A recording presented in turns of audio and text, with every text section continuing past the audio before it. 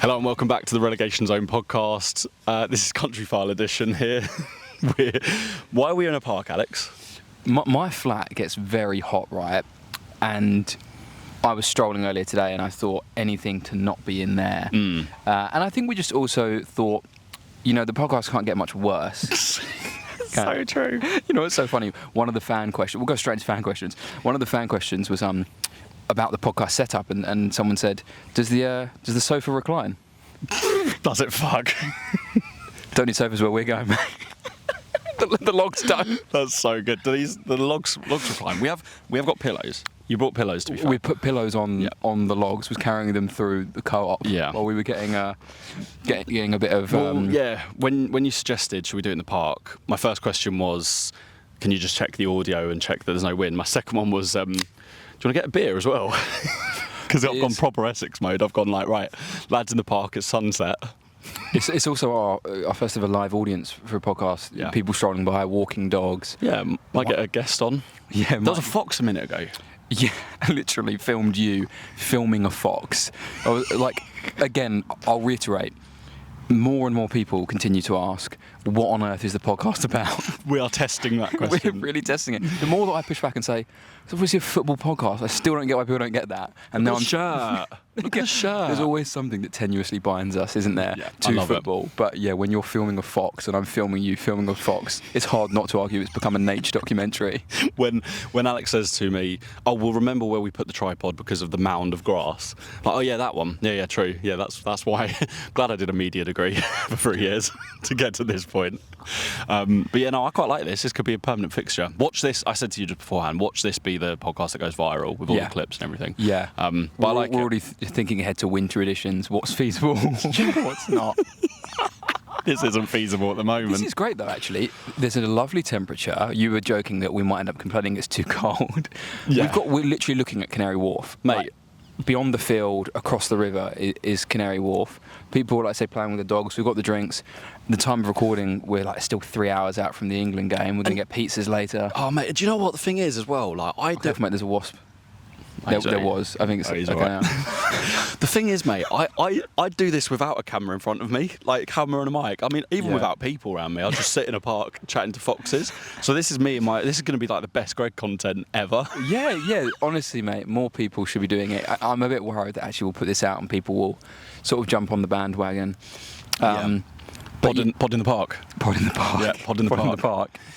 It just feels fitting for the Relegation Zone title, doesn't it? It really does. As you say, bottom of the table, scraping the bottom of the barrel. Yeah. I don't know how much lower we can go than this, to be honest. Mate, I know. Park's fucked, by the way. The grass is scorched. It's awful. Yeah, watch how low we can get. This is episode 3. This is the bar. We are set in the bar. Cigarette butts everywhere. Yeah. Little packet with an X on it. Don't know what was in that. yeah. Presumably something harmless.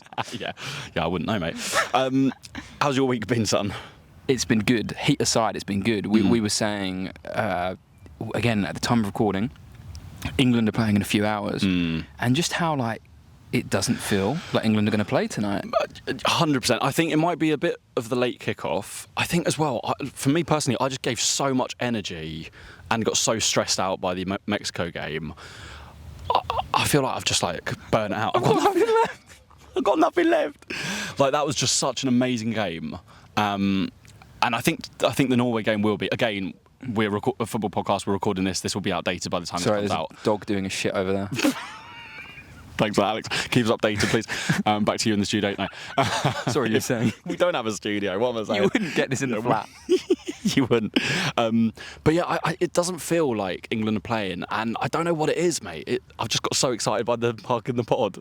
We were saying that. What a privilege to be having a sort of day or weekend where you think, England's a sort of cherry on top and not even necessarily the main thing. But I know. Yeah, similarly to you, I think so relieved by the win against Mexico that I was saying to you, I've kind of made peace with whatever happens next. Look, obviously, I want England to win, and if we get into the semi-finals, then of course you start to dream. But I've kind of made peace with whatever happens now. That's good. But again, it's easy to say that, as I say, 3 hours out. Yeah. I think all of a sudden, once England are, let's say hypothetically, you go 1-0 down, like we did against Congo, that's when the butterflies really kick in. Completely agree. And one thing that someone pointed out to me is that there hasn't really been a massive shock yet. Germany going out on finals is like going out on penalties. Sorry, is surprising, but there's not been like a massive banana skin or a massive. Germany had flirted with disaster, right? Sure. Like, I'm genuinely not saying this with the benefit of hindsight. That was one of those where, of course, we all thought they would still beat Paraguay, but there was a bit. I'm sure I wasn't the only person thinking. You know, you have teams like that who are just good enough, and it either becomes the game where they kick on, or it becomes the game where it catches up with 100%. them. So I'm not saying I saw it coming, but it was a bit like you got your just desserts. So I thought it was all, and it's a fly. So I'm learning you're quite ADHD today. I'm learning this about you. Carry on. I'm not quite as settled as I am when I'm in the flat. No, you're not. Yeah, you're like Iniesta. You're scanning constantly. Football thing. See, football podcast. Yeah. Look, people just pay attention, and you'll honestly get more out of it. It's a football podcast. How much clearer can we make it? Watch and learn, boy. Watch and learn, boy. So. Yeah, I think you're right. That wasn't a massive shock. Argentina almost, and twice now. Argentina almost. So I said this to you earlier, and one of my pet peeves of a podcast. I've been doing it as and well. It's always new podcasts where people go, "Oh, this is something I said earlier." It's like doesn't matter to me, the viewer. It's like just say it now. Do you know what I mean? So sorry, I will try and stop. I'll learn from it. So yeah, I was telling you earlier, Argentina, right? You can't ride your luck a third time. I'm saying that they deserve to win their games, and the comeback against Egypt was pretty incredible.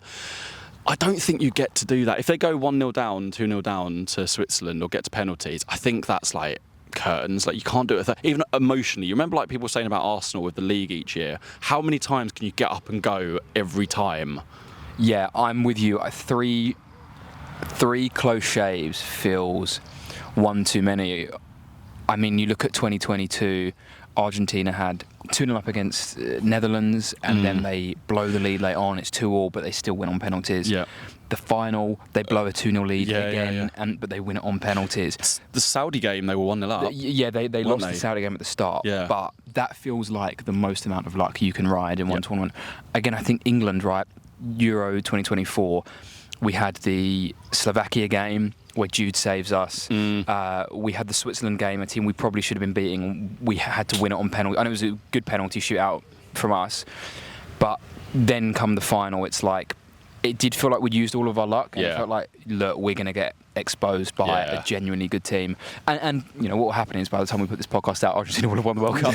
we'll get delayed putting it out. And they'll have gone all the way. I'll have spent like 2 weeks trying to get the colour grade perfect. And it will still look a little bit blue.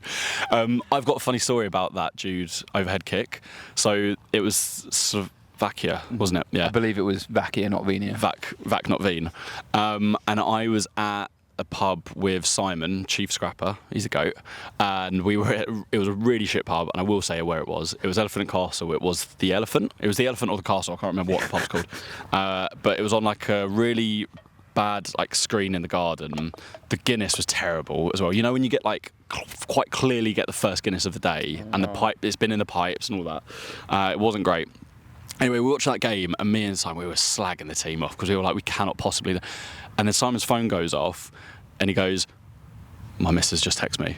I was like, "What?" I was like, "Do you want to know?" I was like, "Well, I kind of know what you get." He was like, "Jude, overhead kick." Oh, and man. we both watched, and we were both just there, and like the whole part. It was quite an exciting moment because it was like moments before a disaster that we felt like time travellers. I was just about to say time travellers. Yeah, we felt like time travellers because we were like, we know that Jude's going to score one of the best goals probably we'll ever see. And we're getting to witness all the stress faces. It was quite incredible. So my question to you is, would you rather have experienced that firsthand like you did, or like the Mexico game, if someone came to you and said, you're going to win 3-2, it'll be stressful, but you're going to win 3-2. Would you rather that, or do you like the stress? Is it because of the payoff? Tell you what, that was a lovely breeze just then. Did you feel that? I did, a little bit, yeah. It's plus spoken to my point. I did it again. This is good. Carry on. Talk. I definitely would rather live through it. I've said it before, like, I swear I'm not a masochist, but I'm always shocked by how England find new ways to break your heart. So the Mexico game, as stressful as that was, I just think it's part and parcel of... It's like... it's ritualistic. It's almost a rite of passage if England are ever going to win it. And I'll say this, nothing against anyone who didn't get up for the England game overnight, but nothing against them, but I saw one or two comments on social media. One guy was like, yeah, I think it's almost like waking up and watching it on record. It's almost a better way to do it. And I'm like, you're trying to justify the fact that, because deep down I know some say it's a better way, Deep down, we know what they're doing. We know what they're doing. It's not okay. It's not okay. I don't agree with it. sorry, carry on. Sorry. We've done well to get this far in without a Trump. Yeah, what's that? 11 minutes. 11 minutes record. Yeah, I'm sorry. It's nothing against people who watched it on record, but I will cherish, even though I was just at home watching it on my sofa. Yeah. But I took a little photo. I was thinking, I want to remember this. It feels like a core memory now. Even if we don't go all the way, it feels like a core memory. I know. And do you know what? And you said it, and I'll echo it again. I love that we shared that. Like, we weren't together, texting. but we were texting constantly through it. And that was quite like a moment of like, wow, like you say, we'll always recall this. So nothing wrong with waking up and watching it on record in any of these situations, but just don't pretend it was better. No, because it was better. It can't have been. It can't possibly have been. Yeah. No. And I'll tell you what, I had to wake up at 9 for work. I felt great.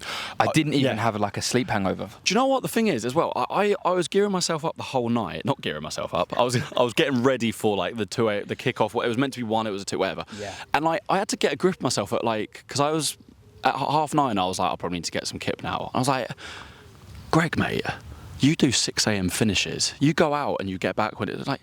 This is a game of football. You're watching it at home. Get a grip. So I had 3 hours sleep. No, I didn't. No, and I powered through. And like you say, like afterwards, I'll insert a clip here actually because it was just such a beautiful moment where I looked out my blinds and you could hear horns like down the high street. I'm not far away from the high street where I live.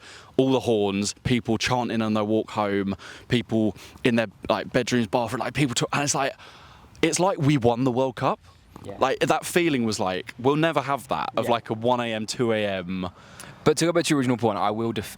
In all seriousness, watching some. The main thing for me is that it's not been spoiled. So to go back to your original point, no, I think that's one where it's cool that you got to experience what that's like. And I've had similar with a friend who it took him too long to turn off like notifications on his Apple Watch. We'd sit and watch football, and the number of times he'd be like, "Oh, goal," and instinctively just said it. Yeah. So I was like, oh, okay, well, I know now. But I'd always much rather just not have it spoiled. But yeah, as long as you don't know what's happened. For me, it's the Succession finale. That same mate and I woke up. You're joking. I think I could I was able to pick a Monday off work because my work rota. And he took a day off work because we love the show so much. So we just got up at 9, airplane mode, went straight to his, and we watched it blind. But yeah, like I say, we'll cherish that England one forever. I've never seen Succession. I'd recommend. I'd really recommend. I've got a question for you, and I thought about this the other day. And don't read into the question what kind of state I was in, but what football position is the easiest to do with a hangover? That's really good, and my instinct is striker. Striker! Wow, really? Why are you so shocked by that? Well, I don't want to be defending on a hang-up. Come on. Don't want to be in goal because you're throwing yourself around. Think of the stomach. A striker, they're so under. I know everyone on the pitch is under heat, but a striker is like, it's so obvious when a striker's having a bad day. So obvious when a centre back is having a bad day. So obvious when a goalkeeper's having a bad day. I think you're safer being like CDM, right back, left back. Oh, see, my thinking was any position. Defensive, including defensive midfield. There's a bit too much pressure to be alert and to be scanning. True. Like you'd be having to work so hard, whereas as a striker you'd get moments to chill out. You'd get moments to sort of recalibrate, and you only have to work in phases. So I do get you if you have a stinker, but I think it would feel like less pressure to me. A winger as well. I know you'd be having to run up and down, and that would probably be quite stressful in those conditions. Yeah.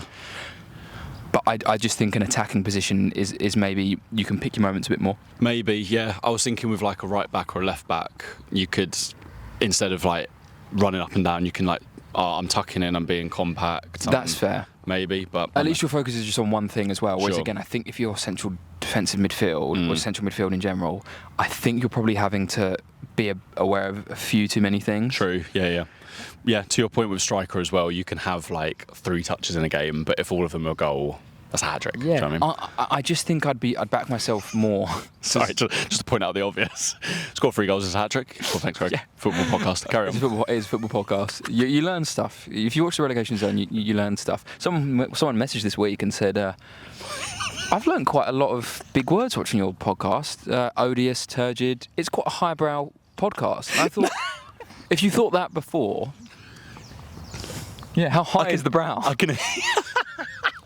I can hear the birds singing and there's a dog shitting over there. This is not highbrow. There's a reason we say scraping the bottom of the barrel. I mean, Yeah. but yeah, some really good fan engagement. Like I say, good questions, good feedback in general. More and more people asking what the podcast is about. Good. I had someone who messaged me. Well, no, I don't know why I do that. I feel sometimes the need to protect her and she gets angry at me for not mentioning her. My girlfriend was literally listening to it with me today. We went for a picnic. We were just chilling in the park. And she'd resumed it after pausing it. It's always better, and you'll enjoy it more if you do it in one go. Yeah, okay? why are you pausing and doing anything else? If you block out your calendar, Block out Mickey. your calendar. We need to call her Mickey, by the way. That was my code name that I came up with her. Mickey. I think I said her name really quickly in the last episode. It probably people wouldn't have heard. No, we'll call her Mickey. Yeah, Mickey. So yeah, that's her fault. But she resumed it. Yeah. She resumed it, and she said, "Why are you talking about PSPs?" And then a second later, it was, "You're talking about Trump in Victorian era England. Like, what are you talking about and why? What is the podcast about?" I just, again, how much clearer can I make it? Yeah. It's a football podcast. No, you were talking about Trump. Nail it down, please. Expand on Which one? which 'Cause he comes up a episode, lot. which clip. Yeah, he is the unofficial mascot of the relegation zone. You're looking at your phone, so you've got a plan, which is good. Yeah, I have, because we haven't got the laptop that's timing out constantly over there. Coming up on 18 minutes, by the way. You've gone full like journalist mode. You've Sorry, gone full like news reporter mode. I like it. So this was something that we brought up last week, but the SD card was full. So we started it, but we had to change it. What is the most rogue... That's sturdy, actually. Sorry, go again. Restart. I'm trying to start the clip nicely as well. I know. I knew Yeah. as soon as I said it. Yeah. You go again. I like the long form of these because you kind of get to see like how the sausage is made. Yeah, we've debated cutting out the crap bits and decided it's got a bit of charm, hasn't it? Yeah, I don't mind it. Yeah, it's a bit shit. Hopefully but- other people agree. Yeah. Instead, there will definitely be people who watch it and thought, amateurs not watching this again. But yeah. Like, we've watched it about 4 times. This is in there for a reason. Yeah, I'll let you take it away properly. Go on. yeah. What's the most rogue football shirt that you've seen out in the wild? For example, I was in Valencia. Don't know if I mentioned. Lived in Valencia for a month, and I saw a Brighton and Hove Albion trainer goalkeeper kit. That must have been the goalkeeper backup, right? I thought like the only person that could possibly own that. He definitely didn't work at Brighton or was associated with Brighton. But yeah, he was in an Irish pub, so I thought it must be a bit of a meme. But yeah, what's the roguest shirt you've ever seen? I can't think off the top of my head, but I have an FC Goa shirt, like an Indian club. Okay. It's a black one that my mate... Did you see that? I nearly went cross-eyed. A fly was like buzzing right. Alex, I'm trying to get clips, mate. Sorry, mate. What do you want me to do? Stick. It's not exactly optimal working condition. Oh, dude, do you know what? Fuck the clip. Do you know what? I had such a funny thought. I was like, we have, because of the heat, we've moved the time of recording, we've moved location. It's like, if we had HR, it's like, by the way, for my sake, thank God we don't have HR. But it's literally as close we could get. I think we're getting heckled as well. As close as we could get to like HR being like, yeah, it's too hot to work. It's too hot today. You can't work in these conditions. Hydration break. Yeah. Cheers, by the way. Cheers. Goa. Rogue kit. I've got an FC Goa kit that my mate got me when he was visiting Goa in India. That is rogue. Black one. It's nice. It's honestly nice. It's got like a yellow sponsor, I think. That same friend, during COVID, bought like a vintage Palermo shirt, which is also rogue, and it's beautiful. Pink top, no sponsor, I think, or at least like a bit of a classier one. Do you know what? Palermo. So 2 things with them. Paloma. Faith. Paloma Faith, yeah, beautiful name. Essex. Girl, yeah, beautiful woman, beautiful singer. Beautiful women. Some say the best. Some say the best. I don't know. But they. Where am I going with this? Help me out here. No, take a touch. No, Paloma in Spanish. So Paloma, beautiful name, means pigeon. Really? Pigeon faith. Yep. Pigeon Yeah, faith. you can have that. Palermo, very famous for Paulo Dybala. And that, I think it might be the same shirt because it's pink with a black collar. Oh, baby. What a kit. You see, I was joking earlier, emphasis on joking that people learn stuff watching this podcast. I actually think I do, because I wouldn't have known that about Paloma, even though I did ab initio Italian at university. We didn't cover pigeons and avian stuff, avian shit. Also, I was telling Mickey, don't even edit it out, it's funny. I was telling Jane Blogs. This is my favourite podcast so far. I love it. It's such a train wreck. It man. really is, but this is us. I was telling Mickey, I had to really think hard there, that about the hot sauce thing. Well, not even telling her. She was listening to the episode. Oh, your fun fact Yeah. that Nando's extra hot sauce isn't a degree hotter. Yep. It's just more sauce. She just said, I don't think that's true. She loves Nando. She was like, I don't think it's true. And I was like, well, Greg told me on the podcast, so Yeah. it must be. Mickey, mate. DM me directly with anything, please. And First of all, you gone behind my back to your boyfriend, which yeah, I don't like. Don't like that. I never met you, but yeah, can't believe I still haven't met your girlfriend, by the way. Anyway, that's a separate off the pod issue. But it is. I've heard that from someone that works at Nando's. That's pretty... Verified. That's conclusive, Mickey. Yeah. Mickey. Shall I do a live Google right now? Yeah, do it. Right. Okay. I'll just do Park Watch while you do that. Yeah. What are we looking at? What can we see? So I can see someone who's had a very slow walk with their dog. Beautiful German Shepherd. This dog is a local. I've seen it about. Absolute beast of a dog. Again, a lovely breeze. Someone walking past the gate, also with their dog. A couple of buckets. I did think we could nick those buckets over there as seats instead of the logs. I think once you find the sort of fulcrum, once you find the pivot point, you can work the logs a bit better. So there's nothing conclusive, actually, I have to say. But we just said that's conclusive. No. It's conclusive because I've heard it from someone that works at Nando's. So it's obviously It's just not in the public secret. domain. Yeah, Exactly. They want to keep it secret. Exactly. They want to keep it secret. So there you go, Mickey. If you wanna, You've bought into the lies. Yeah, Don't exactly. believe everything you read /hear/taste. Yeah, don't believe that even. Yeah, I don't know. I've got some funny bits in here. Yeah.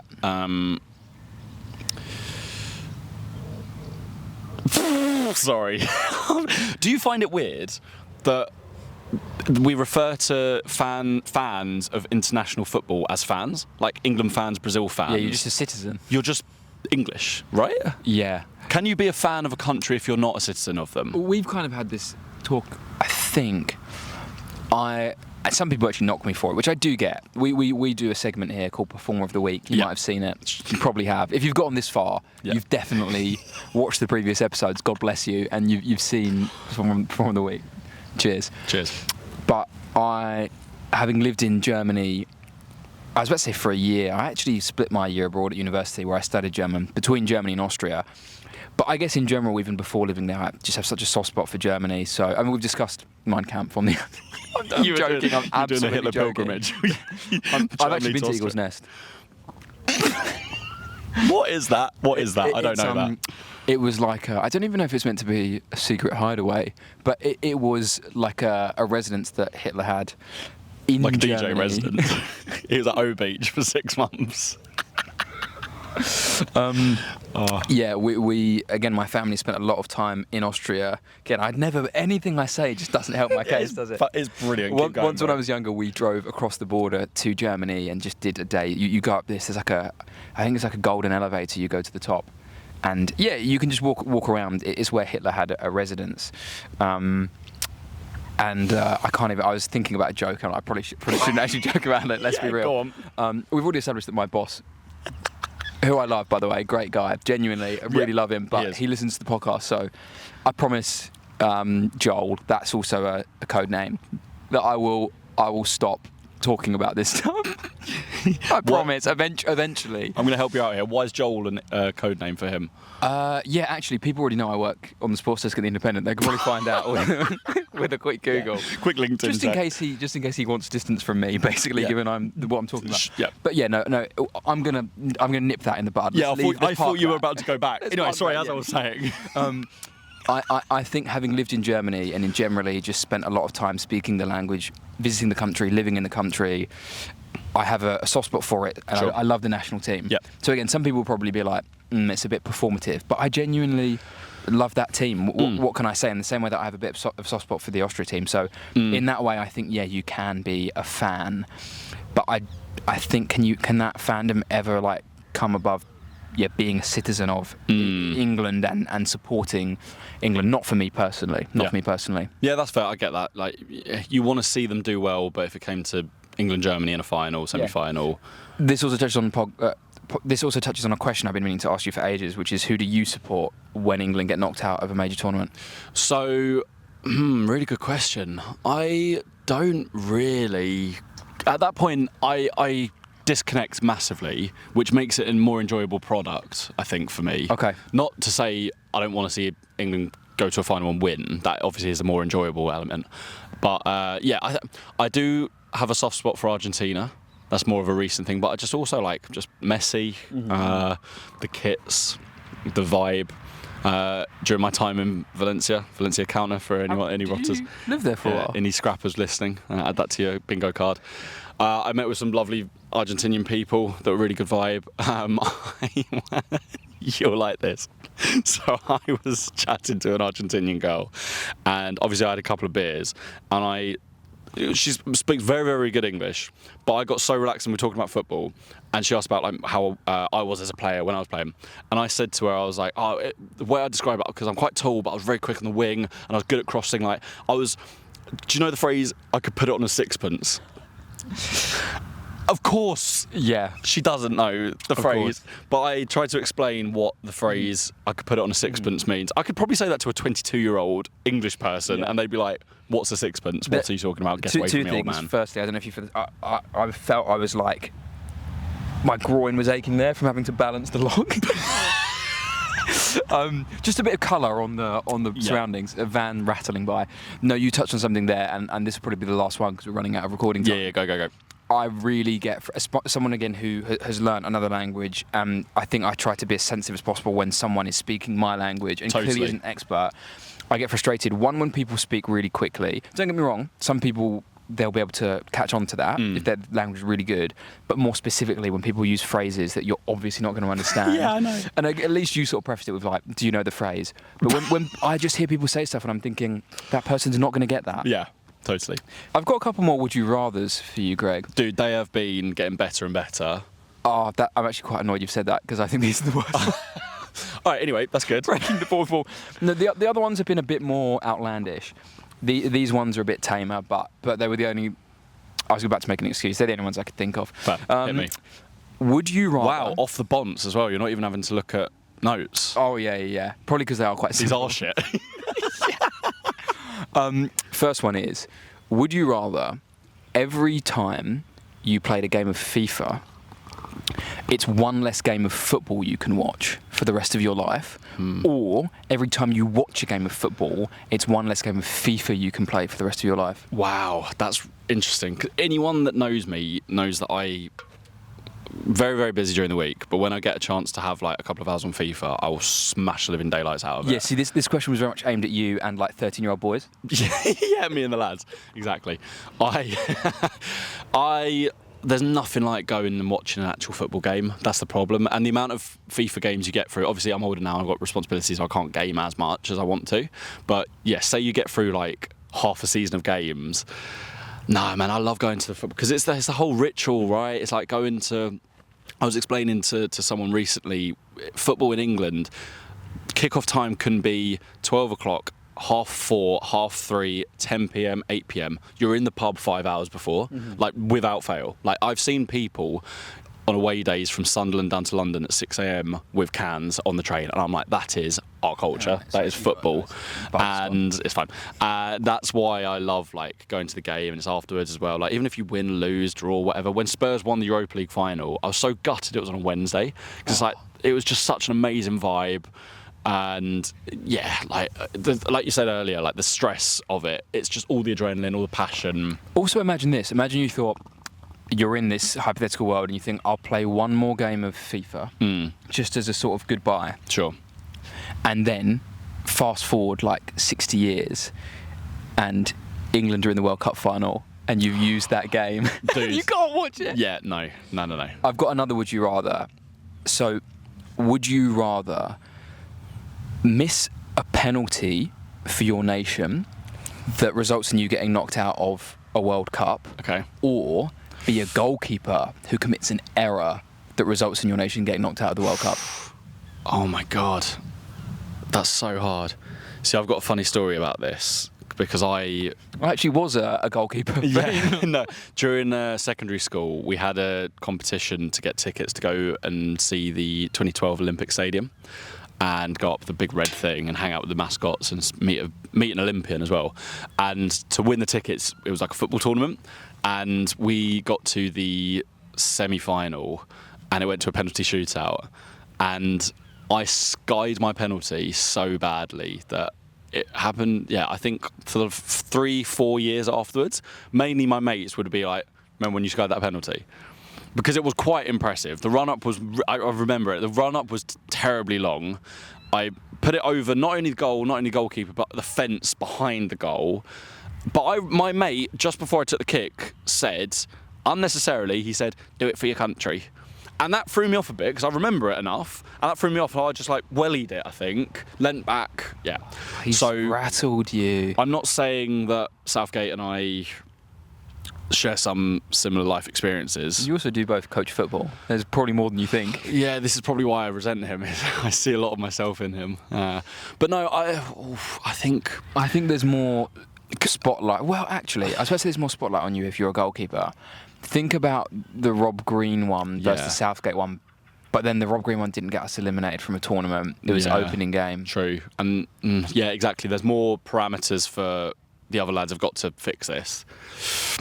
And then you look at Lamens against Belgium, France. Belgium, Spain.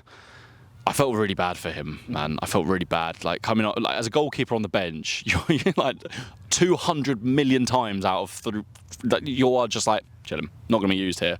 Who thought Courtois was going to get a calf injury or whatever it was, and he'd have to come on? And as a goalkeeper, that mistake is like, you need to be doing better than that, but he didn't expect to be playing. Well, at the same time, just really, really quickly, it's actually not massively dissimilar to what Courtois did, and I don't think enough people have said that. The first goal is not quite the same because he doesn't spill the ball, but Courtois palms the ball to Ruiz, who scores, whereas at Lamens it's similar, but yeah, he spills it into the path of a rebound. But sorry, go on. Oh no, I don't know where I was going with that, to be honest. But yeah, no, really, really good point. I hadn't got dangerously close to getting in my side. Sweet things. Different drinks for different needs. This is a boundary uplift. It's very good. Yeah, sorry. I mean, I think I would probably rather be. I'd rather be the guy missing the penalty, or girl missing the penalty. I think with a goalkeeper, it's such a. I always say this. Analysis of goalkeeping is nowhere near sympathetic enough for me. And Gary Neville was really bad for it. Like, I don't think I've ever seen a mistake where he hasn't said, I think the keeper's got to do better. Or even one where it's not a mistake. True. You know, but he's so harsh. I think if you miss a penalty, of course you're still going to get, stones for it. But people can sympathise. People know how high pressure that is. I'm just trying to think, like, is that a bit of a correlation of why there's so few goalkeeping pundits? Is it because, like, obviously Joe Hart, and I think he's done an amazing job this World Cup, but there's so few goalkeeping that come to mind because they resent pundits so much because they just get...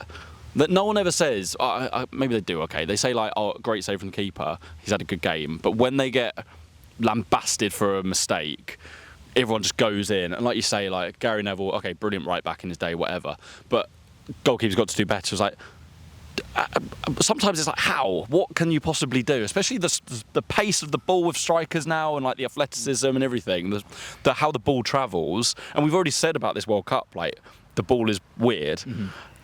Maybe you're on something there. I'm going to skim through this as quickly as I can as well, but I always say this, trying to give myself some parameters. No, I just saw an ant crawl across the viewfinder, so Hopefully let's not put us out of focus.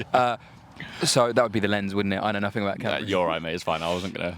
So there was a really good TNT Sports documentary, BT at the time, about goalkeeping, and they dispel some myths, like, for example, the goalkeeper should have done better when it's his near post, and keepers talking about positioning. Well, maybe it's not as simple as that. You know, you're basically hedging your bets in those situations.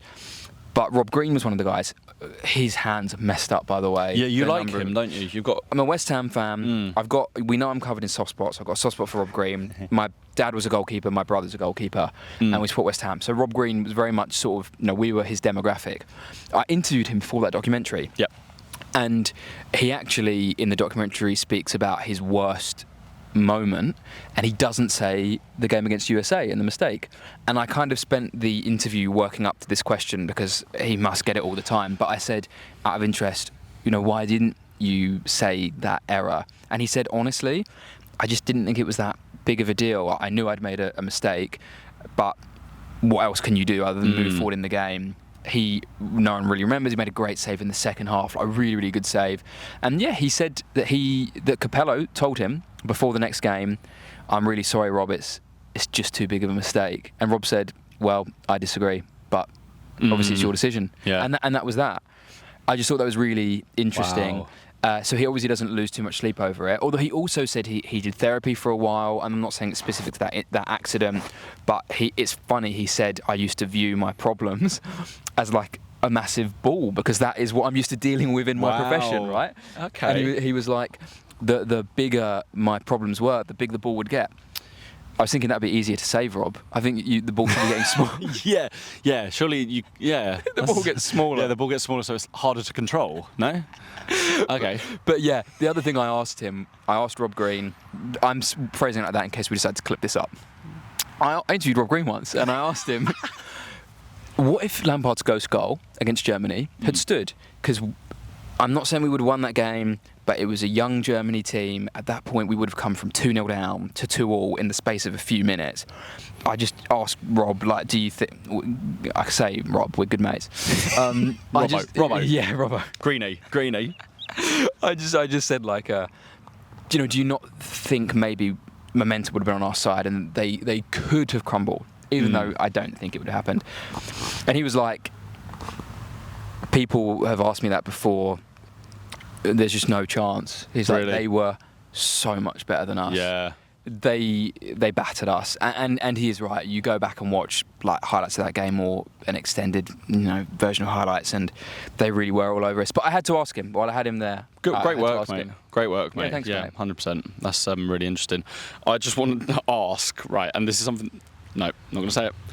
No, go on. This is something that we've spoken about before, and I have a real problem, and it's a big football thing, with anyone that has a surname to certain, I don't know, a colour. You don't like Rob Green? No. Yeah, exactly. I was trying to think of other surnames that are colours, but there's not. Jason Orange. Jason Orange. Yeah, Jason Orange and Rob Green.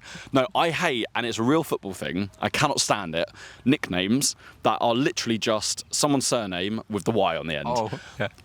Does my head in. If you're going to give someone a nickname, make it creative. Am I a little bit resentful that I've never got a nickname through my high school career or anything? Yes. I call you the Dutchman. You do. Surname Hollands, I think it's good. So this is why we're trying to launch on the podcast. We are not Greg and Alex. We are AP and the Dutchman. Yeah.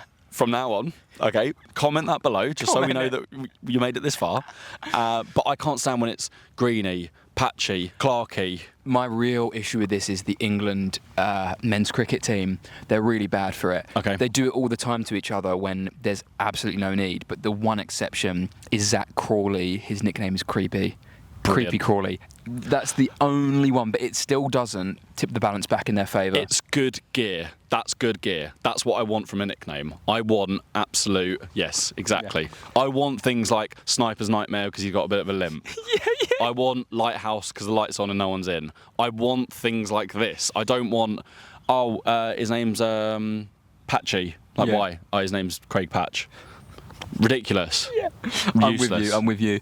So if you watch and you're guilty of that sort of social sin, still like and subscribe. Still like. I was about to say, you know, you're not welcome here, but we really need the views and the We subscribers. really need the views. And Any other segments you want to do, or is that a note to end it on? We could do Performer of the Week. Let's do Perform of the Week. We do Performer of the Week. Yeah, let's do that. Let's People do that. absolutely love Performer of the Week. Now, for me, Performer of the Week we'll take some liberties with, because sometimes the performance can be sometimes the performances will be good, okay? But sometimes they will be. But I will be diligent and I will specify when that is going to change.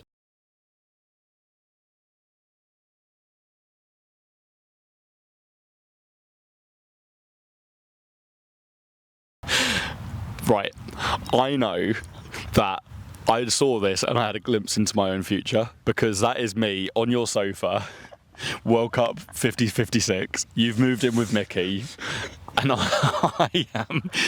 I'm doing the podcast and on my own, because you've now got a life. Yeah, it is me in full English. By the way, bless him, love him. We love him. Honorary scrapper. There's something about the execution and even his accent which really makes me think of Les Dennis in Extras. It's such the sort of thing that would be in it. Yeah, it's so true. There's something so self-deprecating about it. Can we watch it again, please? 100, of course. Oh, God. I thought it was 1 o'clock kick-off, not 2 o'clock. And also, All the mannerisms. dude, it is just so perfect. We all did that. We Yeah. all did that. Yeah. We were like, oh man, another hour. I feel like I've time travelled backwards. But I love, like, it's almost cinematic. Like, the lighting in Yeah. the corner is like reflecting off of his almost like a Yeah. Joker-like makeup. If you showed me that with no context, I'd be like, looks like it's about 1 or 2 a.m. and he's sat in his living room. Yeah. I'm going to end it on a dad joke, if you don't mind. Please. So there's a little boy in his. I'm trying to think what's an appropriate year group. No, that's a weird way to start a joke. There's a boy who's about year 1, year 2 at school. He's desperate for the loo and he's saying, Miss, can I please be excused? Can I please use the bathroom? And she says, I'll let you go and use the loo if you can recite the alphabet. He's still very young. It's a big accomplishment at this age. It's probably younger than year 1, but whatever. However, in the flow of the joke, probably. So he's like, okay, miss, fine, I'll try. A, B, C, D, E, F, G, H, I, J, K, L, M, N, O, Q, R, S, T, U, V, W, X, Y, Z. She goes, where's the P? It's running down my leg, miss. Thanks for joining us on the Relegation Zone. Like and subscribe. We'll see you next time.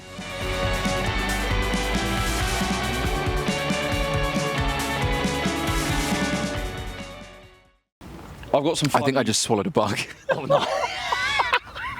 That's going in.